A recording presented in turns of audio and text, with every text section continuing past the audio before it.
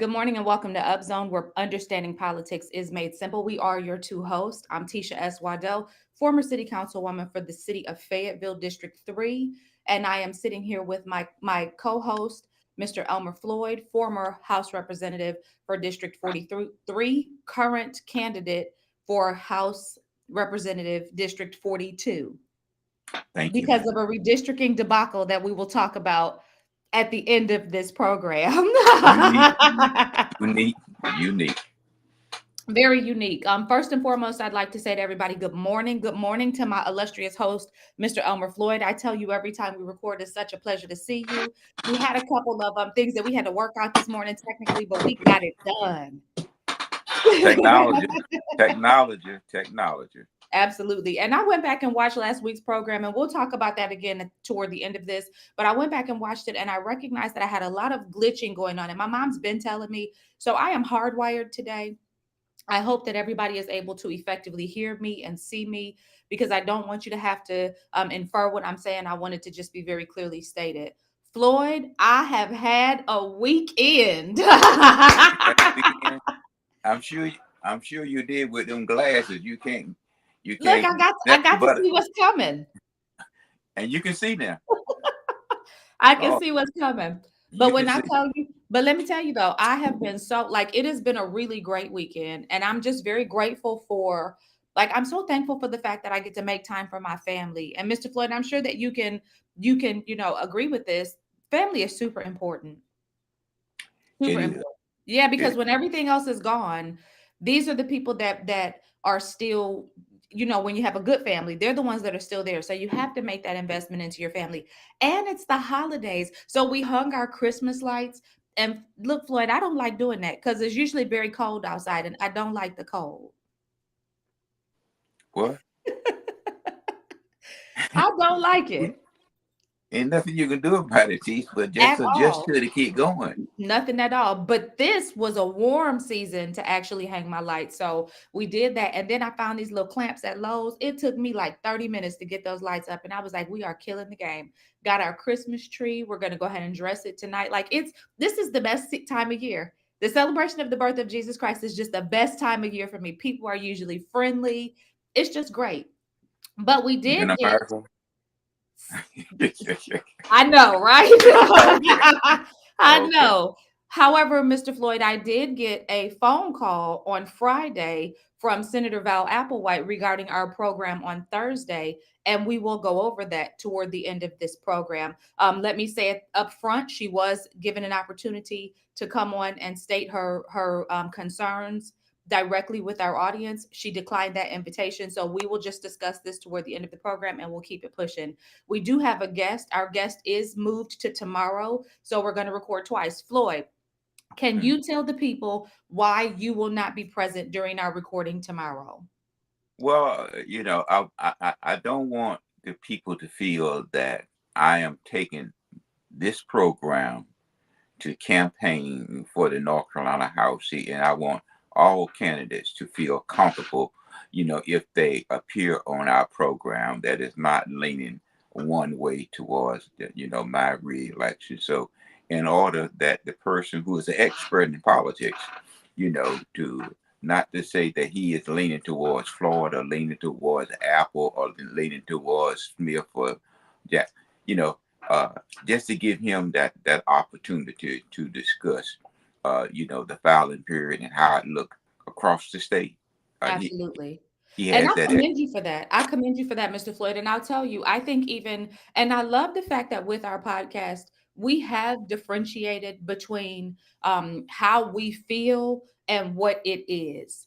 And I think that even when we did the candidate forums, the fact that we did not moderate those forums, the fact that we did not create the questions for the forums, the fact that we were only involved in as much as making sure that the invitations went out and being able to give the RSVPs to the people who were going to be handling the rest speaks a lot to our objectivity and to the fact that we to behold ourselves to what we say this podcast is about, which is educating the people and making politics simple.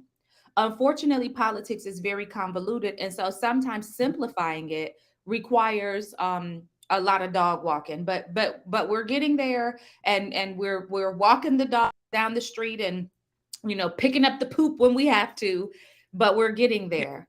Yeah, and I think that the fact that our audience continues to grow, the fact that we continue to receive commendations from those who are watching, that they're really learning something, speaks volumes. So thank you, Mr. Floyd, to your continued commitment, in us doing this program.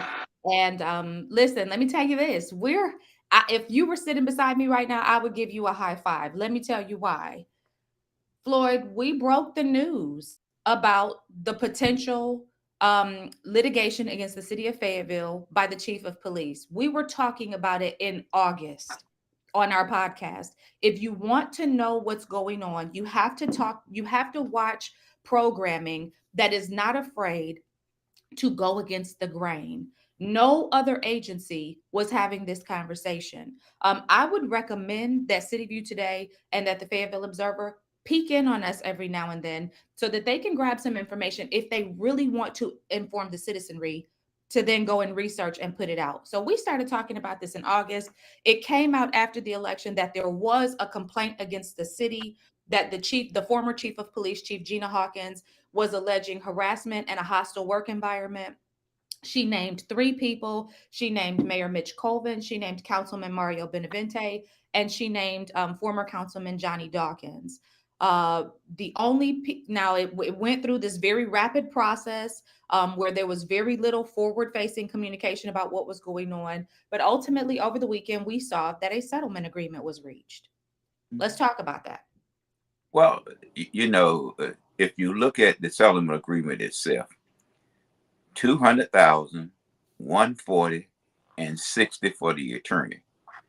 Now you look at this, the attorney gets $60,000. So think about it, that if it had went to litigation, how much the cost would have been. Either way, the taxpayer was going to foot the bill. Doesn't make any difference because Absolutely. they're a government entity. So with her getting 140 and the attorney, and when you look at it, whether the good thing, whether the bad thing, you look at the cost Mhm. to the taxpayer.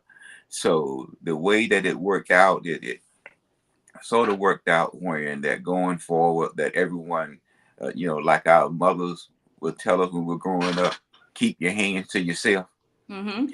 and that's basically what the settlement wind up to, boil down to. It Mhm. doesn't make guilt or anything, but it does move the city forward away from the from possible It litigation. it insulates those three people who were named from being investigated. It insulates them. And to Mario Benavente's point, he did not vote for this settlement agreement because he was like, "Hey, investigate it." And Well, I go ahead. I mean that's good. I mean, he is right in what he is. I mean, there, but there's a cost to that investigation. Hmm. There. So when you look at it, like I said earlier, it doesn't matter if you investigate, you litigate. Doesn't make any difference. The taxpayer foots the bill, and you So let me talk about share. Go ahead. now $200,000. I mean, you can take that wherever you want to take it, and it wouldn't hurt the city operational. But when you start spending millions of dollars, you're gonna have to make that money up some kind of way, either through complete the reserve, or you go wherever you tap it from. They're Right. gonna be a source you're gonna have to tap that money from. Right. So let So me say this. I don't want to give the impression that this settlement occurred in an effort to just save the city money, because I believe that Chief Hawkins' complaints had merit. And the reason that I say that, Mr. Floyd, is I sat in one of the final closed sessions that I sat in, and I can prove this. Let me just say that I can prove this. So this is fact. This is a statement of closed sessions that I sat in was a closed session where we were discussing the incident that, and there were members of council, two of whom were named in the complaint that the chief brought forward, that were pushing for another independent investigation into these what were baseless allegations. And the reason that we found them to be baseless was because in this closed session, the city manager informed us that she had been investigated about this 3 times, that there was a city investigation, like the ethics investigation, there was an external investigation already performed. He told us what the evidence was that disputed this claim, yet these members, 2 of whom were named in the complaint, continued to say we need to investigate it again. The room kept saying that doesn't make sense. Y'all want to spend more money to do another investigation?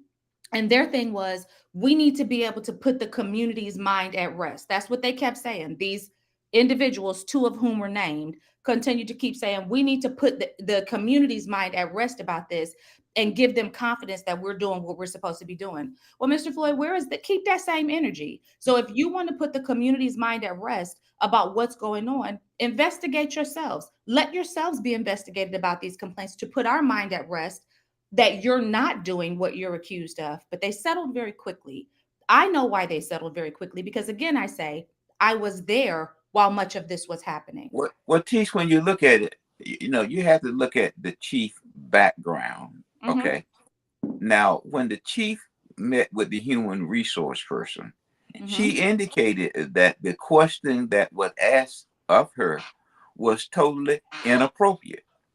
So what the chief did, she sent some communication back to him, which is evidence, And that then it you was create. recommended that they needed further training. Okay. Now, Absolutely. so when you look at the facts, see, that's what you got to look at. You got to look at the facts.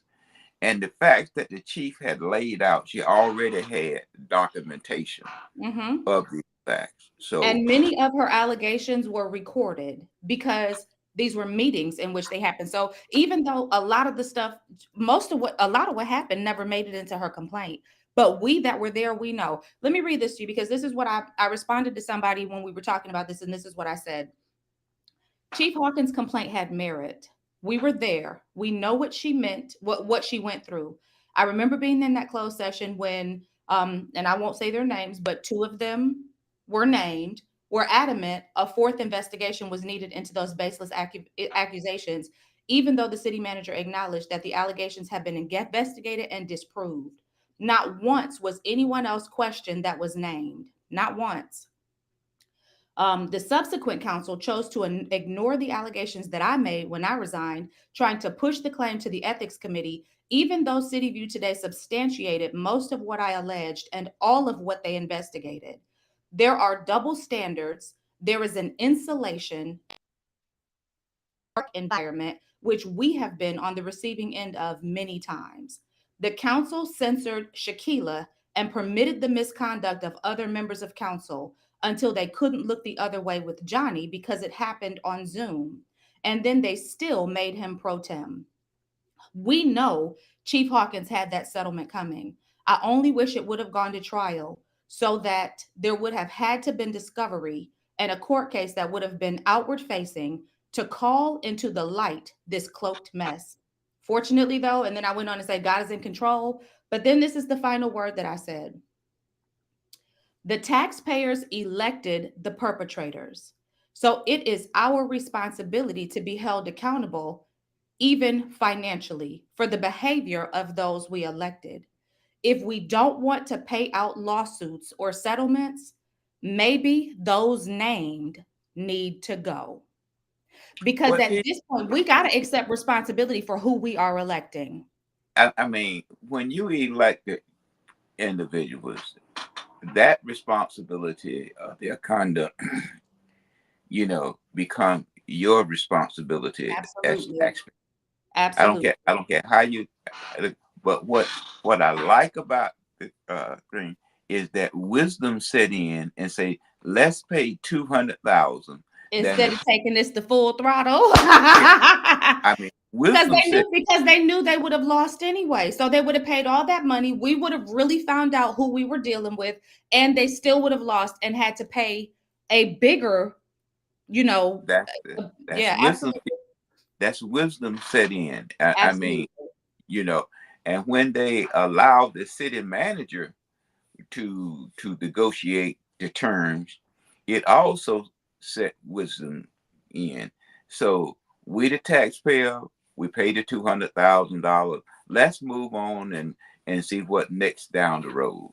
Absolutely. But y'all better remember, and like I just said, you better reevaluate who you hire. Cause listen, let me tell you something. It's a whole lot of people right now who are subject to lawsuits and they are being terminated. Well, The company more than they are worth. well, now it's different in the private sector. The Oh, private sector absolutely. sees it. You know, they look at it as a generating product, and if Mm-hmm. we see that we are losing money on that product because of you, corporation don't mind calling in the top exec to let them know Absolutely. that we're going into a new direction. We no But longer we no longer services. yeah, we going to, we're going into a new direction, and I I do wish learned to, that. but I would like to point out that we do have the option to do that. It is a long haul, but we have the option through I can't remember the word, but it's like where you I'm gonna remember the process came to light when we had the issue with council member Tyrone Williams, where you can basically recall an elected official. It's a hard push, but it is an option. So y'all, just know, Yeah. don't keep busting your head against a wall because it ain't worth it. Now we're Well, talking when it, about lawsuits, Floyd. There's another lawsuit, and I asked about this when we heard Beth Woods was going to be resigning from her position as auditor. But do you believe the lawsuit that Sheriff Wright brought forward against Beth Woods is against Beth Woods or is against the auditor's office? Because that will determine whether that will move forward. I think the way there's two ways to look at it. One said Woods, and then again, her office is where she worked, Mm-hmm. which is generally speaking, meaning that that action may continue, or the person that fills in may see that it's unnecessary because what they were saying is that the state has the responsibility to audit state agencies. Okay. Okay, state agency. That's their argument there, the and Ronnie Mitchell is a smart attorney, Mm-hmm. so he narrowed it down to her responsibility is state audit, you know, Mm-hmm. to audit the institution agencies of state, so but the county is not a state agency, so whether how they gonna narrow that down will probably determine in court that where her statutory authority lies Okay. there, or does it lie, with government? If it lies with government, then it probably would include the sheriff. Mm-hmm. But they're arguing that the statutory authority does not grant that. So what I hear you saying is it remains to be seen, essentially. It remains to be seen whether or not, again, the replacement to fill the unexpired term in which that person indicated that they will run, the next in the next election cycle, which would be Mm-hmm. 24. So whether or not you, it's if worthwhile to proceed when they have so many audits that they have to perform, you Mm-hmm. know, uh, and then some of the information that was requested of the agency, like who driving what car and all that other kind of, it just seems like it's nitpicking, Right. there. What officer, I mean, how can I remember or tell where a person that's driving a car stopped? Right. I mean, it's Right. you're asking me to more. Remember where we went yesterday. I mean, so you're asking for all the documentation, but that's part of the auditing process, and that's why they filed the lawsuit because it would consume so much of the sure staff time to compile the information to send to the auditor, and regardless of what they compiled, I can assure you they're gonna want more. Mm, Okay, so whatever absolutely. they send us, they're gonna want more. So Absolutely. I think that it's a test case to see where the statutory authority lies with the auditor. Absolutely. So, shifting to Mr. Floyd oh, and let me say this back to the chief. I think she deserved much more. I think she deserved much more. But again, Teach, I mean, I'm not down there. I'm not down that, but vision and wisdom set in. Yeah. How can I, you, How can we? how can I, Right. yeah, wisdom set in. I mean, and you got to look at that. And I'm sure the manager looked at it too from a cost standpoint of view. If we have to go through litigation, where are we going to find this money? Right. So, And the if fact it that they costs have us a to million pay dollars, out $200,000 in two separate installments is an indicator mhm. that exactly what you're saying is in the dough. You're gonna write that check and be done with it. But the fact that you have to Mhm. break this payment up, you need an installment agreement. And we know that the Well, city's coffers are tight because of the reduction that is happening with the county and how they're breaking up that. I think what you're saying is probably absolutely accurate. well, you know, and then again, you got to look at the, when Ted was here, we talked about the $12 million, somewhere in that neighborhood that they're going to lose from the taxes. So, when that set in, you're gonna have to find out how you're going to generate, where the vision you're going to set in, how we're going to replace this money. And the key thing of it is, T, replacement based on services you're gonna have to find. And so whether it's an increase of property tax, decrease of services, the service is already there. Mm. So how do we continue to provide this service to the people? So it's hard to cut $12 million of service now. Okay. Or $10 million. Absolutely. It's hard, Absolutely. you know. So Absolutely. So let's talk a little bit about filing. I read an interesting article and it made me chuckle because I was like, boy, I Michael Booth and Jimmy Keefe have announced that they will not seek reelection. And Cumberland County Board of Commissioners. And the reason provided, and I'm paraphrasing,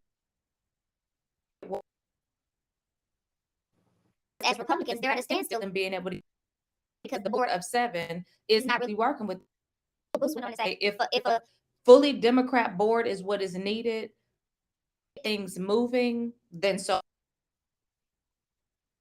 it is so unfortunate.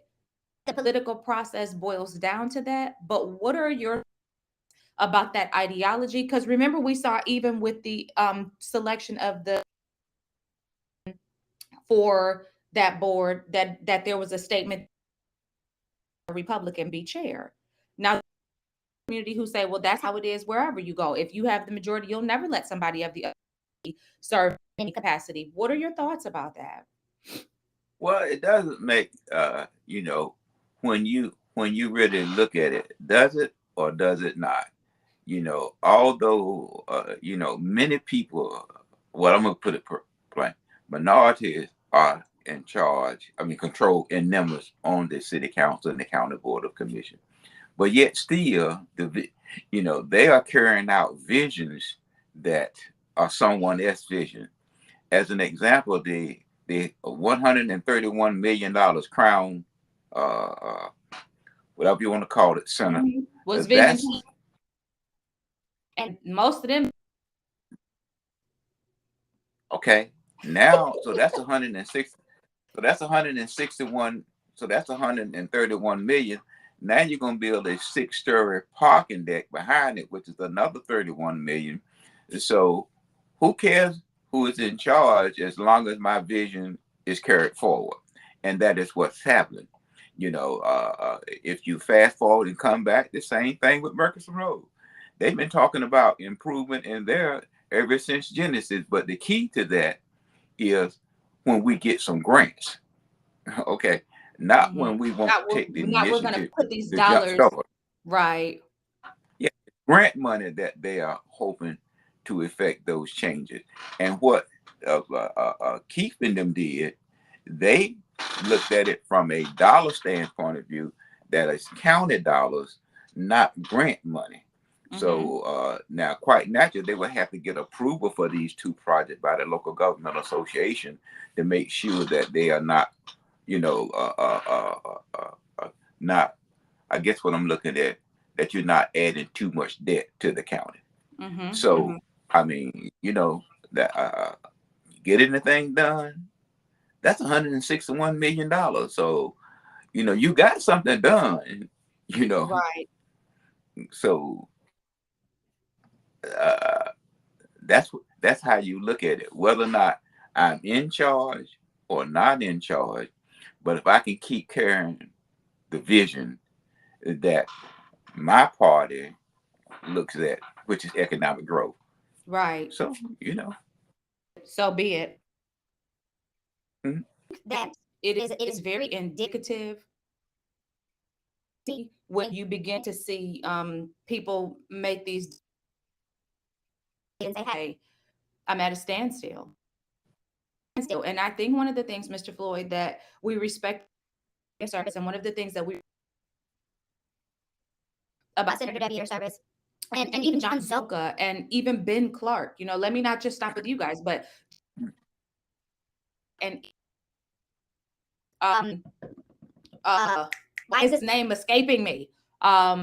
It'll Billy Richardson. There was this mm, when it mattered to work across the aisle and to mm, encompass the ideology of a different party if it meant bringing home the resources to your community to execute. So I hope that there can be some getting back to that, but I don't see it. What I a real shift toward just widening the divide between the party positions and making it very, very, very solidified that you are either for a party or against it. And I think that well, when we what you there was a when Tony Stewart left the office chair of the county board of commissioners, she said something that I have always been saying, is that they said of her that she have voted along with the Republican. And what she replied, I'm just summarizing, I think I read before I cast a ballot. mm-hmm, And then the second thing she said, a vote. Second thing she said, then they come back in our community and say to you, Tish, that Floyd or John or Mark is not a loyal Democrat. Okay? right, And then that's what is done. Then our community buys into that. So, right, but when we stop and look, we look at the state Supreme Court, we look at the appellate court, we look at the 10 statewide position that they're all Republican. I mean, 6 of the 10 is Republican. When we look at the Democrat as it relates to unaffiliated, and then look at the Republican, a lot of Democrats are card carrying Democrats. If they was all Democrats that would vote and a part of the unaffiliated, then we would be in charge of the General Assembly again.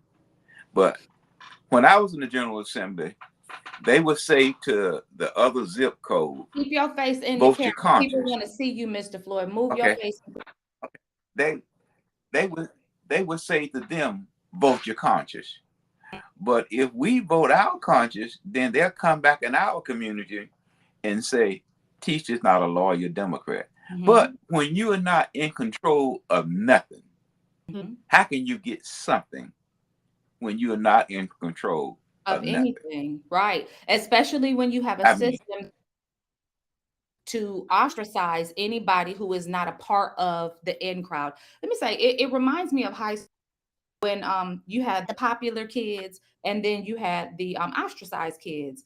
And it's a very high school mentality that if you're not a part of the popular crew, you're not able to, you're just not it. You're just not it. And so politics, and I said this before, and came on our program and came on our page and wanted to get with me, but it's become a popularity contest. It's become about, mhm. and maybe it always has been. Maybe I'm just becoming this because of my time of service. Contest. It's becoming Who's charismatic, who can schmooze you, and they're asking you to remove your ability to be able to infer and make wise wise decisions and be able to see stuff for what it's worth. Well, And you teach you're right, and just going and coming back with a lawsuit with just with file as it relates to the redistricting. And one thing that they always say, Tish, they say that the minority community does not, based upon X, cannot choose the candidate of their choice. oh, for But at sure. the same time, they come into your community and tell you who they want to represent them. For sure. But they file saying that that we are not capable. Okay.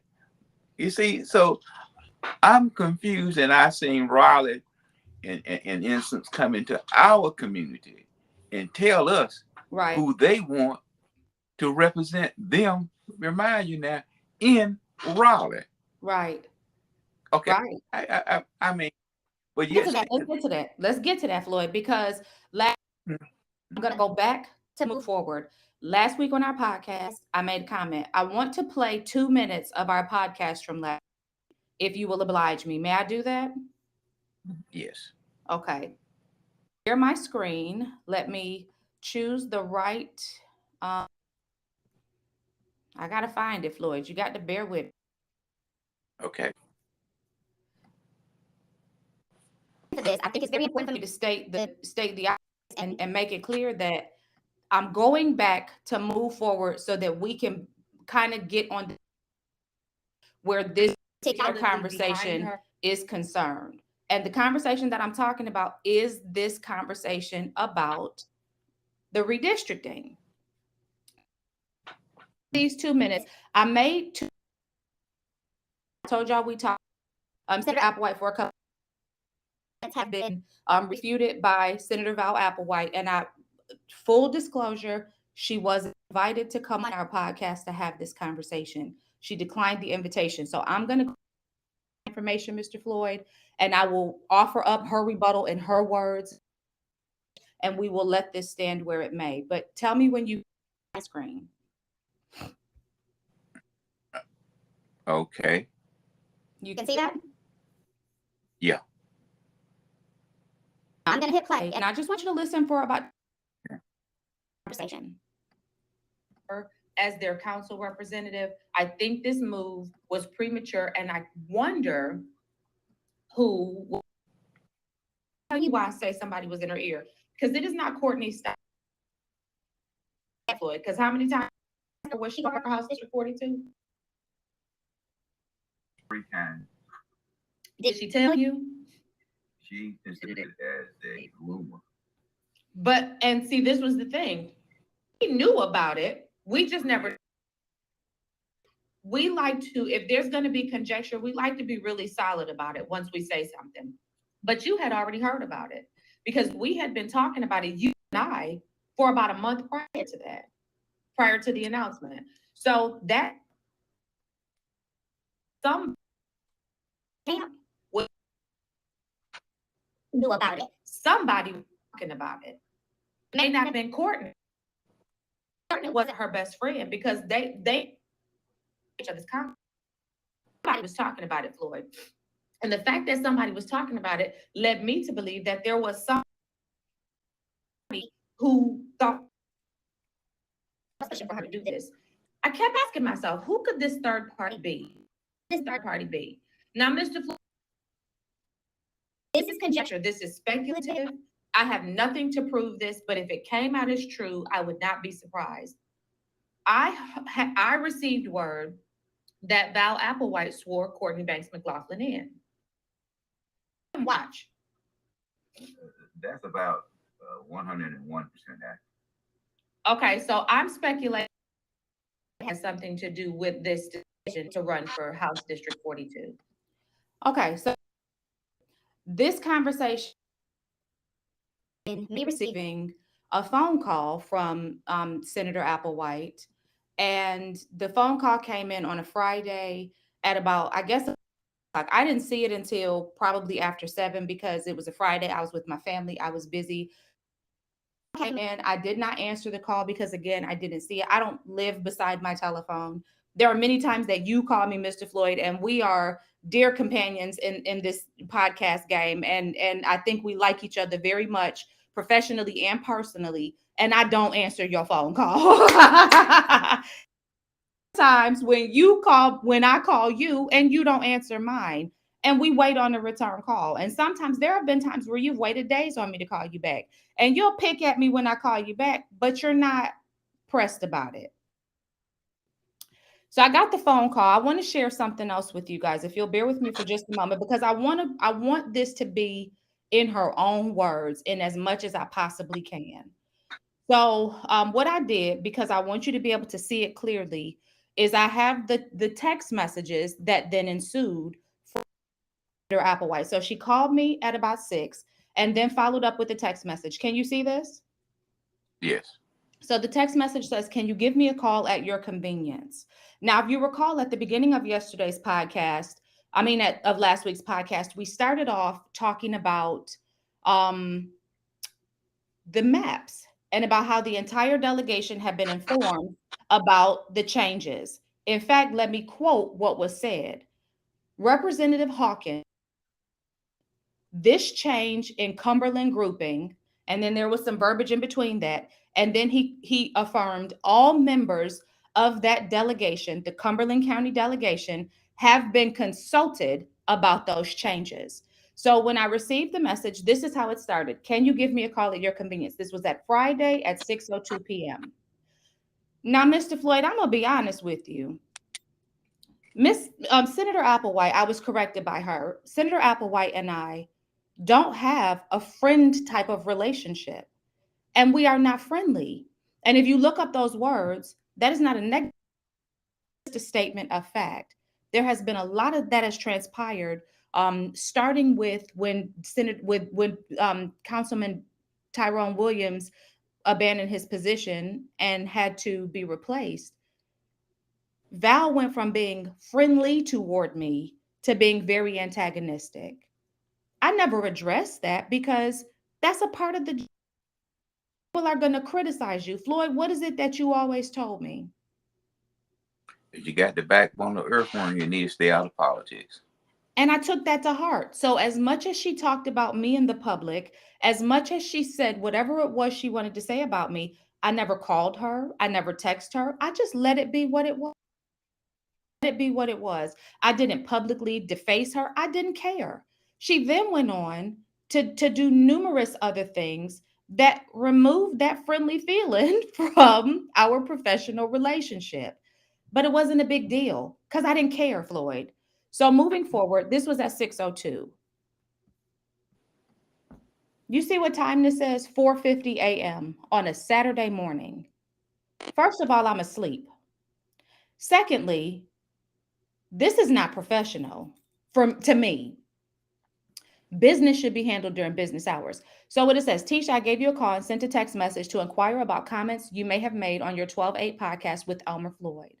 I want to be clear that I in no way had any influence on Councilwoman Banks McLaughlin's decision to seek higher office. Your commentary is baseless and reflects and divisive speculation that is not helpful. Let me just say, Mr. Floyd, this that is not helpful. I was honored to swear her into as her senator and a friend to her and her family. If you were interested in the truth, you could have reached out to either or both of us and simply asked the question. Floyd, you already asked one question of Courtney Banks McLaughlin that she was tight with.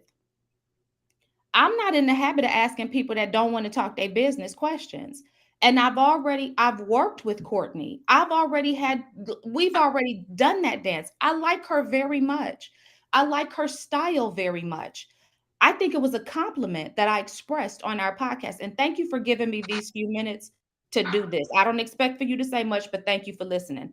I think it was a compliment, Mr. Floyd, that I articulated that Courtney is consistent in keeping her mouth shut. She doesn't talk to media. She don't run to all of us telling her what she's going to do. which is again why I said the fact that you knew and I knew before she announced that she was running was indicative that somebody was talking her business. I just didn't know who somebody was. I still don't, which is why I speculated and said it as speculation. I was very clear. But then excuse me, Senator Applewhite, I do not want to be disrespectful. My apologies, Senator Applewhite. Also regarding the redrawing of House 42 map, you stated the entire delegation knew. Floyd, I didn't state that the entire delegation knew. Representative Zach Hawkins stated that the entire delegation had been consulted. So I will say to Senator Applewhite, I think you should take that to Zach Hawkins because he is the Well, one let me that stop made the. you. Let me stop you that right there. Zach is the redistricting person for the House. Mm-hmm. Zach, Zach is the one that make the presentation before the redistricting committee. So when he says to the chair that there was, all members was consulted or whatever turnout you want to use, the chair perceives that that is accurate. Okay. So that means, and Zach mentioned that there was 6 VTD changes. Okay. Mm-hmm. There was 6. So if there is a disagreement, one is that perhaps you might want to talk with Representative Reed, who is the minority leader, or talk with Dan Blue, which is the Senate minority leader, or you need to talk with Zach Hawkins, or you need to talk with the redistricting chair to say that I But was don't not talk to me consulted. about it, Floyd. But don't talk to me about it because I didn't say it. I just restated it. I did I not know what make this. Yeah, yeah. I'm just saying that that's the avenue that should be looked at, because when he went before that committee He made a statement and of said fact.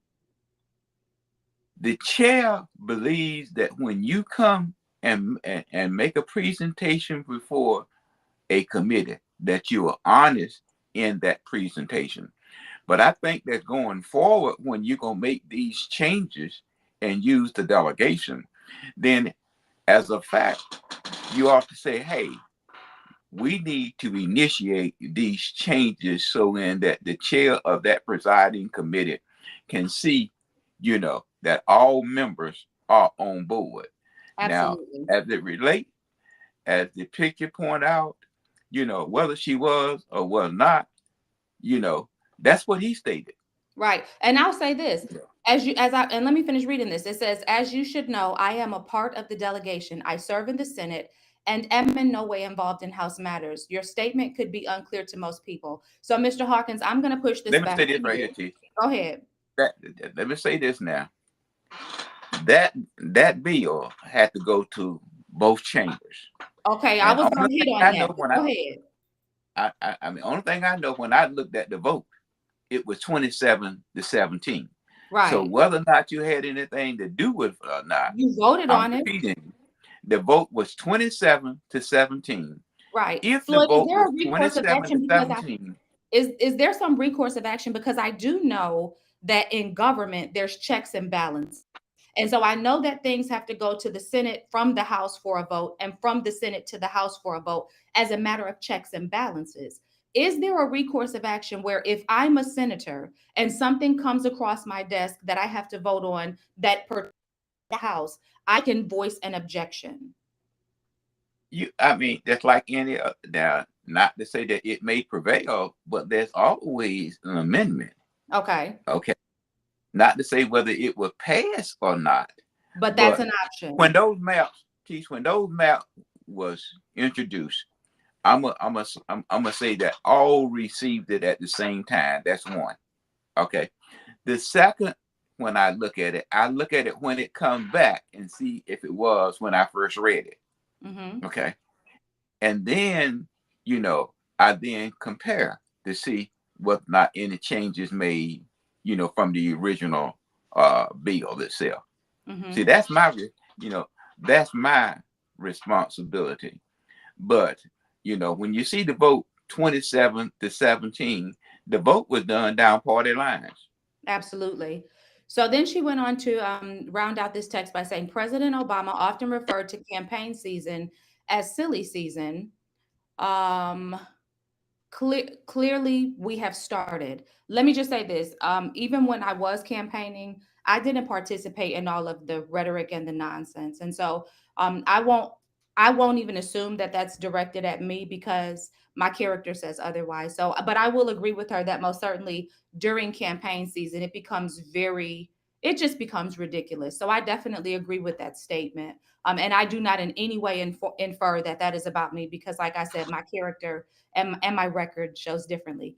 In the future, there's no need to speculate anything about my position or anything else. If you're interested in the truth versus facts and speculation and misinformation, just call and I'd be glad to have the conversation. Have a great weekend. So here's what I have to say about that.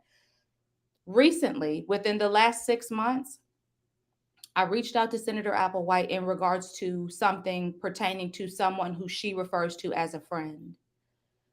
She made a commitment to me in regards to that friend, and then she went silent. And even when I followed up with her about that, I never received any further correspondence, which left me in the position where I had to scramble to make up for her not keeping her agreement that she said she would do.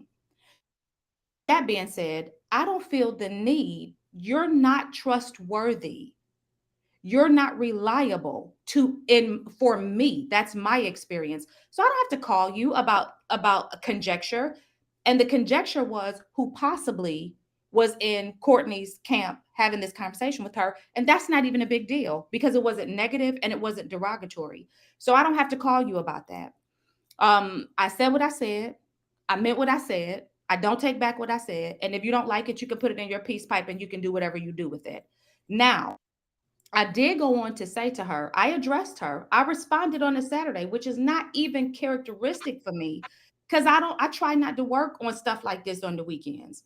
Good morning, Val. You called me after 7. I should correct that to the audience. It was after 6 on a Friday. As we aren't friends or even friendly, I assumed it was business. My intention was to return your call on Monday. Thank you for your text. I'll infer no call is now warranted. Regards, Tisha.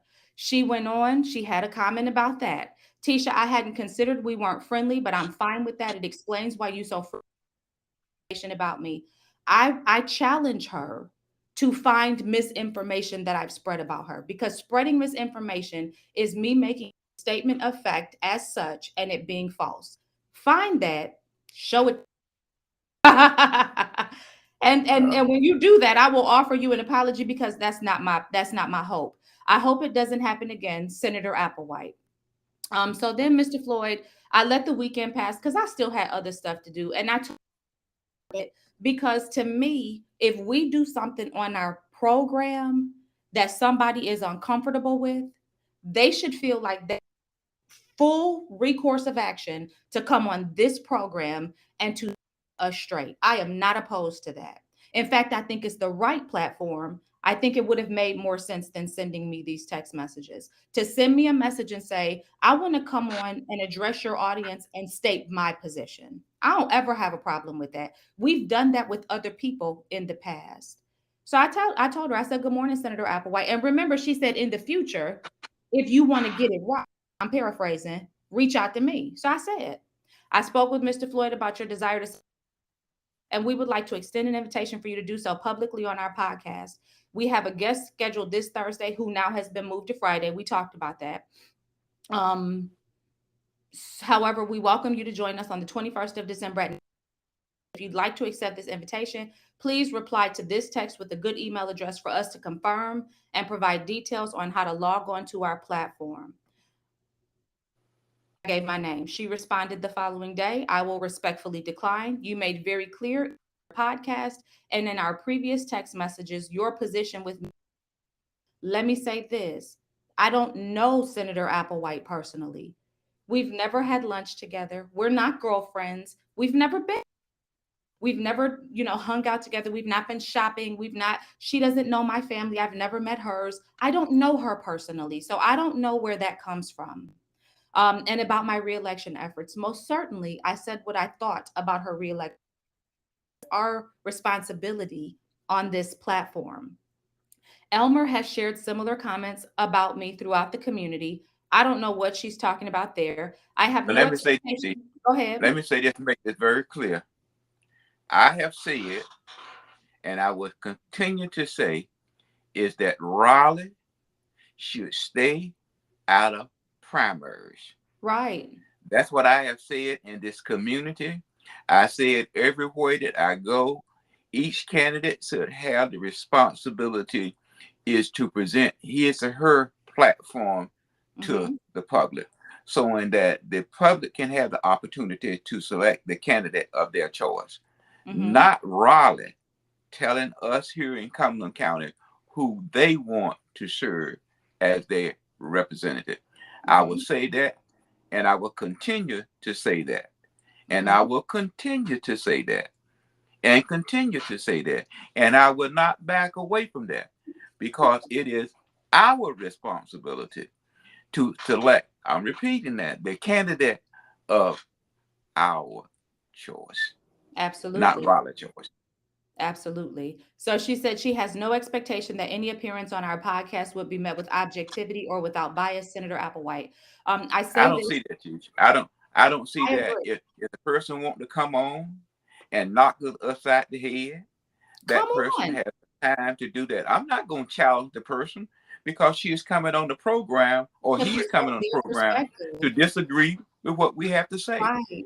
And then they exit. I'm not Right. going to go word for word. You're coming Right. because you disagree. Right. And let me say this, it's very easy for me to be objective because I don't care about you like that, Miss Senator Applewhite. I'm not personally invested in anything that you do. So it's very easy for me to be objective. In fact, I can recall instances where we have given you credit on this podcast when credit is due, because that's what I do. If you knock it out the ballpark, I'm going to give you credit for that. But if you do something that I think needs to be highlighted, I'm going to do that too. I think that's fair and it's equitable. And I will point to, if you would like to learn about activity and how easy it is for me to separate a grievance from all of the other parts of what I'm dealing with, go to Mario Benevente and talk to him about it, because we have had lots of disagreements. He is my poster picture of how objective I can be. I don't have personal feelings toward any of you. We've never had personal encounters. All of this is political. And at the end of the day, that doesn't matter enough to me to make me have some ought or hold some grudge. In fact, Senator Applewhite, I'll say this, and then I'm going to leave this alone. I feel sorry for you because I feel like you have been placed in a position where a lot of what you sowed, you're reaping. And a lot of that vitriol that you put out there about people, specifically me, not being who I say I am, or not like just this whole ideology of being controlled by some other entity, it's been documented. You were pulled by the governor to do a specific task for him, and you did it, and you weren't even his first choice. That is out there, it is known. There were other people who were tapped and declined. But here's the reality, you're here now. You are the senator, the 19th district in the state of North Carolina. And I wish you well in that position, because if you fail, we fail. Why would I wish you ill in your job? But I'll just say this, you feel how you feel. And like I said, you do what you want to do with it. We extended you the invitation. I see that you had, tapped Courtney in some of these text messages. I don't have a problem with her or you. And I think that Courtney is consistent in her character. I think her job. I said what I said. I think she should have been the pro tem. And I think somebody was running her business, because she doesn't run her business. She doesn't. And I don't think her friend would either. I don't know who was running her business, but whoever it was running it. So that's that. And we can move on, Mr. Floyd, unless you have I'm you want to talk about. I don't have, again, Tish. I'm gonna say to whoever, I think that Raleigh and it's happening in Cumberland County again is to say who Raleigh want to represent Cumberland County. Right. Now you got to look at it. Do they think that we don't have the intellectual skill to vote? And Right. you go there. I mean, that's what I see. And if Cumberland County follow that same mentality again, we are going to remain a tier 1 community Absolutely. Absolutely. until revelation Absolutely. And because we don't have. nobody in this political arena or in any of these conversations owes anybody loyalty. Politics should not be about loyalty. It shouldn't be about loyalty to a party. It shouldn't be a group. It should not be about loyalty. It should be about being able to make decisions that reflect the will of your constituency and to deliver results back to those who elected you to represent them. And that's the key to any person running for any public office.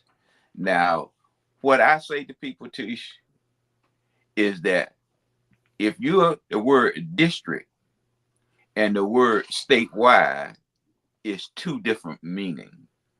If you are running from a district, your responsibility is for the will Of your of district. that district.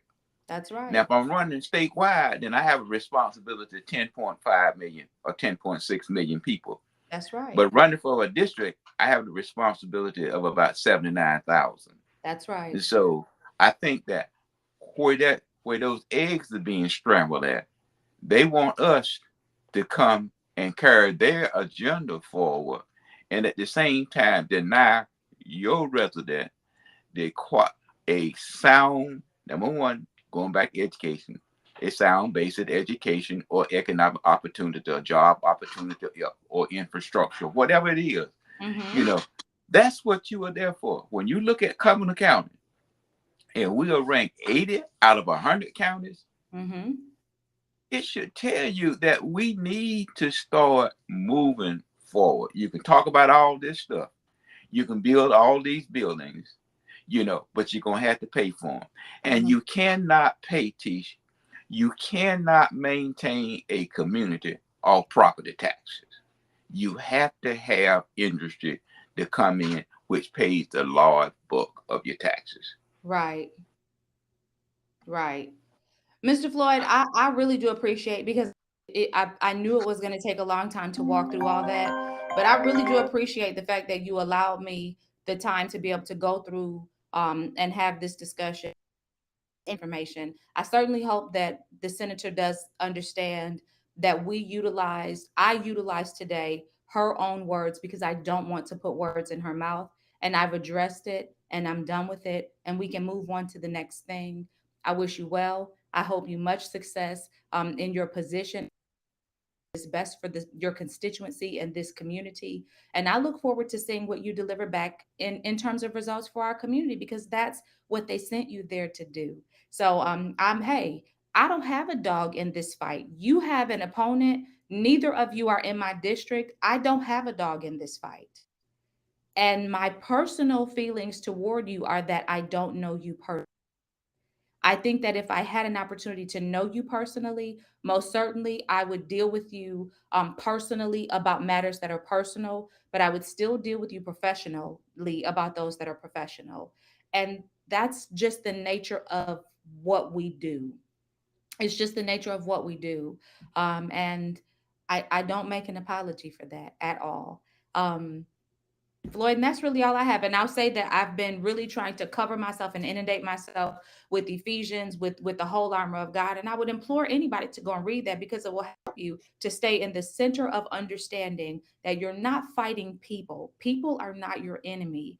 It's these demons out there that want to ride these people to try and do Satan's will. And I'm not going to fight these people because most people, I don't have no problem with them. But I don't like those demons that try to come at me from off of those people. So Floyd, last word. No, I'm just saying that the filing period end tomorrow at noon, and I don't know how many people have filed, because I've been working for Floyd, and so I'm keeping my attention in that area. Like anytime you was a council person, I was a person of the General Assembly would like to return, but there's nowhere in the world you're gonna satisfy 79,000 people. And you Mhm. on the council are going to satisfy 25,000 people or whatever that number is. And so, you know, if you don't look at polished flyers, see what that person is going to do and see where that person base is. And so Absolutely. I just want to say to everybody, have a good week and God bless you. And that's the Gritty in the City and the Word on the Curb. And tune in tomorrow at 3. We'll also be live to listen to George Brees explain to us what we see in this political landscape in terms of who all has registered, because filing does close tomorrow. So we'll be having that conversation, and we look forward to welcoming George Brees on our show. All right, y'all. Take it easy.